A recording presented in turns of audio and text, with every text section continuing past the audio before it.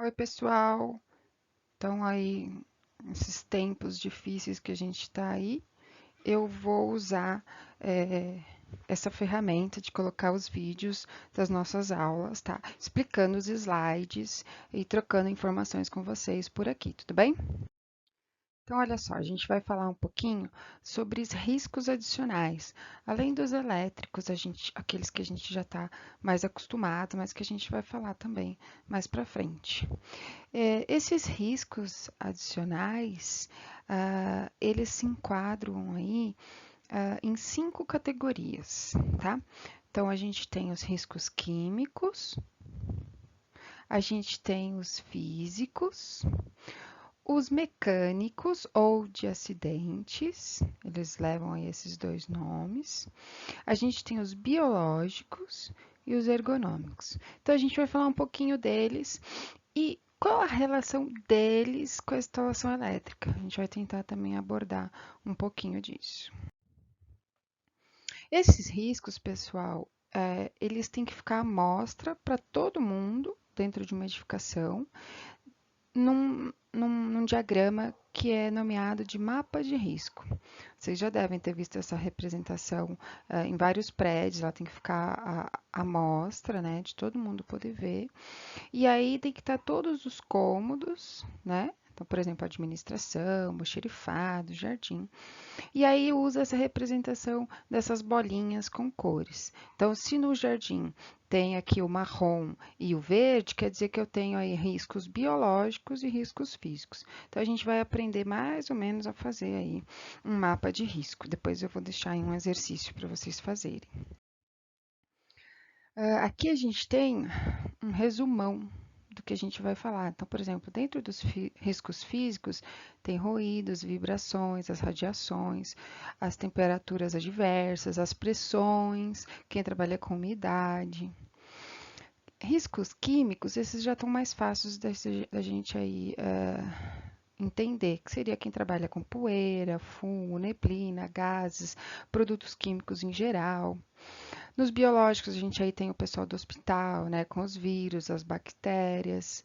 Riscos ergonômicos aí que todo mundo está propenso, como esforço físico, jornadas de trabalho prolongadas, trabalho em turno e noturno. E os riscos de acidente. Dentro de riscos de acidente, pessoal, tem lá, ó, eletricidade, a gente vai falar dos animais peçonhentos, das máquinas e equipamentos sem proteção. Tudo bem? Então, agora a gente vai falar um pouquinho de cada risco. Vamos começar pelos riscos químicos e que a gente pode encontrar eles aí no estado sólido, líquido ou gasoso. Eles podem, aí, a gente tem 3 vias de penetração, então pode ser pelas vias respiratórias, pode ser pela pele, pode ser pela ingestão, né? E aí alguns tipos aí, mas a gente vai falar mais para frente. Todo produto químico, pessoal, ele tem um CAS, tá? Então deixa eu escrever aqui, ó. CAS. Ele tem um número, ele tem uma numeração por essa sociedade aqui brasileira, tá? Então, por exemplo, aqui é o sal, né? Então, o sal, ele tem uma numeração, tem o nome dele, né? Cloreto de sódio. E eu posso, através desse caso, verificar diagnosticado aí aproximadamente 100 milhões de substâncias, tá? E todas elas têm uma ficha, têm um CAS. O que a gente tem também de importante sobre essa questão dos materiais químicos é a classificação disso, é uma padronização, que olha só, aconteceu depois do Rio 92. Não sei se vocês se lembram que a gente teve esse evento aqui, foi bem polêmico, né? E depois desse Rio 92, eles fizeram aí uma nova edição, tá? Falando sobre a padronização dos pictogramas. Então, o material irritante antigamente e como seria essa nova representação, tá? Para tentando fazer isso globalmente. Então, se eu sair daqui e eu for trabalhar numa indústria lá fora, a padronização é a mesma. Tudo bem? Esse é um estudo de caso, tá? Que faz uma relação muito importante de espaço confinado, então que tem tudo a ver com a gente, tá? E fala da relação do nitrogênio com o oxigênio, da importância de eu saber dessa relação. Então, olha só, aqui é uma tubulação, tá, da Petrobras e periodicamente eles fazem aí teste hidrostático, então para verificar se tem vazamento. Então eles colocam a água na tubulação, seja essa tubulação de gás, de óleo, de petróleo, e eles colocam água para fazer esse teste. Muito bem, depois ele tem que retirar essa água aí, e eles usam um componente, tipo esse aqui, ó, tipo um fonfon, tá? Para empurrar a água pela tubulação. Muito bem.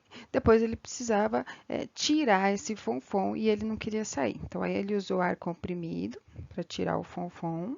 Não conseguiu, sem sucesso. Então o fonfon ficou lá dentro aqui, ó. Depois ele utilizou nitrogênio. Então ele misturou aí a falta do oxigênio com o nitrogênio. Então ele misturou aí ar com nitrogênio. E aí, mas mesmo assim, também não saía. O que que o cara, muito bondoso, de muita boa vontade, fez?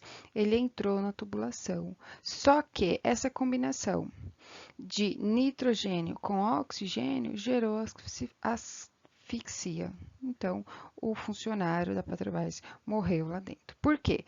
Espaço confinado e mistura de reagentes químicos. Então, é muito importante a gente saber sobre os riscos adicionais, aí, sobre os riscos químicos também, porque a gente trabalha muito em espaço confinado, tá?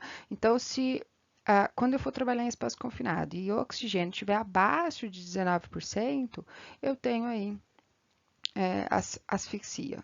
Tudo bem? Então eu preciso, mas também oxigênio em excesso acima aí, eu também tenho risco de explosão. Então também é perigoso.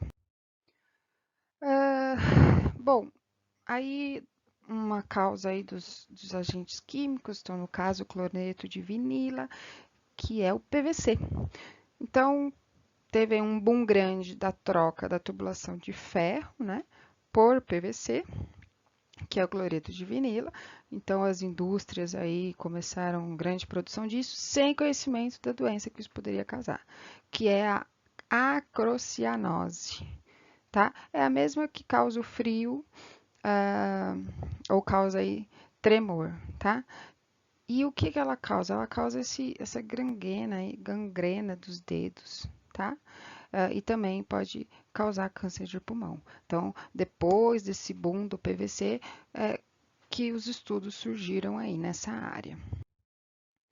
Esse vocês já devem ter ouvido falar, o amianto, que tem nas telhas, na pastilha, tinha nas caixas d'água, olha que perigo, câncer de pulmão, né? Tudo sendo descoberto depois de muitas pessoas sofrerem. Calcário, então quem trabalha com carbonato de cálcio aí, então redução da capacidade de oxigenação, risco da tuberculose, também um, um caso grave dos produtos químicos. O mercúrio, que a gente vê aí nos dentes, que tinha aí nos nossos medidores de temperatura, né? O mercúrio, ele é tóxico, é um metal tóxico, tá? Então aí aboliu-se, né, os termômetros. Hoje a gente ainda usa no dente, realmente ele é bem melhor para fixação do que a amálgama, só que a quantidade é bem pequena, tá? Para o dente. Farinha de trigo, ninguém faz ideia que a farinha de trigo e o açúcar são explosivos, tá? E aí, o armazenamento disso tem que ser longe das instalações elétricas. Então, o problema não é ela quieta, o problema é ela quando ela levanta poeira. A poeira da farinha de trigo, ela é explosiva. Se vocês procurarem na internet, vocês vão achar vários vídeos aí mostrando isso. E aí, falar de novo da área classificada. Então, tudo quando for produto químico e eu tiver instalações elétricas em áreas explosivas, eu tenho a norma 5418, tá? eu preciso. A instalação disso ela não é trivial. O quadro é um quadro especial, ele é todo vedado para o curto não sair, porque se sair, ele pega aí os produtos químicos. Toda a tubulação, o condulete, o eletroduto, a iluminação, todos eles aí têm juntas de vedação para o curto, né, para o fogo não se expandir, fica dentro do painel. Dentro de produtos químicos, a gente tem uma relação bem forte aí com a gente, se a gente pensar nos transformadores, tá? Os transformadores antigamente, eles eram com um óleo conhecido por óleo ascarel. E aí, em 81, esse óleo foi né, proibido aí de usar esse óleo porque ele é um cancerígeno. A gente ainda acha muitos, né? Deu-se um tempo para as pessoas se enquadrarem, claro, mas hoje em dia é só óleo mineral, óleos isolantes ou vegetal ou fluidos sintéticos aí. Pessoal, quando você vai remover um transformador de uma área, seja um transformador com óleo ascarel, você precisa remover todo o solo embaixo dele, tá? Porque se em algum momento pingou, você precisa remover esse solo aqui também. Geradores, quando a gente falar, a gente viu aí os oxocatalisadores, né? Essa pecinha aqui, ó, que é um filtro, né? Que vai reduzir aí os poluentes do motor a diesel, tá? Então, olha a química aí, os riscos químicos relacionados com as instalações elétricas.